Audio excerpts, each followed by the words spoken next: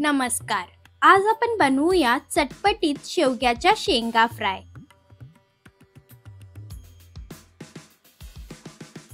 त्यासाठी मी इथे 3 ते 4 शेवग्याच्या शेंगा घेतल्या आहेत. शेंगा धुवून कोरड्या करून घ्याव्या. मग त्याचे दोन्ही टोक काढून टाकावे व 2 इंचाचे तुकडे करून त्याची साल काढावी. पूर्णपणे साल काढू नये. मग त्यात मीठ घालावे. तसेच पाव टीस्पून हळद, 1 टीस्पून लाल तिखट घालावे. तसेच अर्ध्या लिंबाचा रस घालावा. यात अजिबात पाणी घालू नये. सर्व मसाले छान शेंगांना लावून 15 मिनिटे बाजूला ठेवावे. दुसरीकडे एका प्लेटमध्ये 2 टेबलस्पून तांदळाचे पीठ, 1 टेबलस्पून बारीक रवा, 1 टीस्पून बेसन घ्यावे.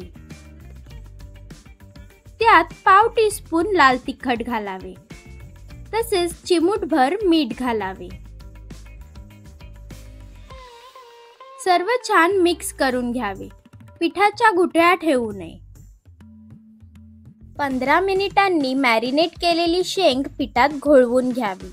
सर्व बाजूने पीठ लावून घ्यावे. अशा प्रकारे सर्व शेंगा पिठात घोळवून तयार कराव्या. दुसरीकडे तव्यावर तेल गरम करावे.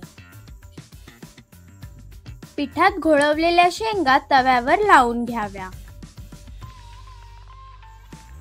पुन्हा बाजूने तेल सोडावे. मंद आचेवर झाकण ठेवून शेंगा 5 मिनिटे सोनेरी तांबूस रंगावर भाजून घ्याव्या.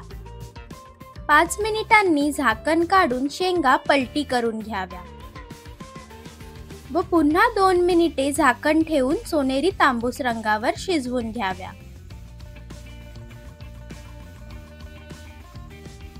शेवग्याच्या शेंगा फ्राय तयार आहेत.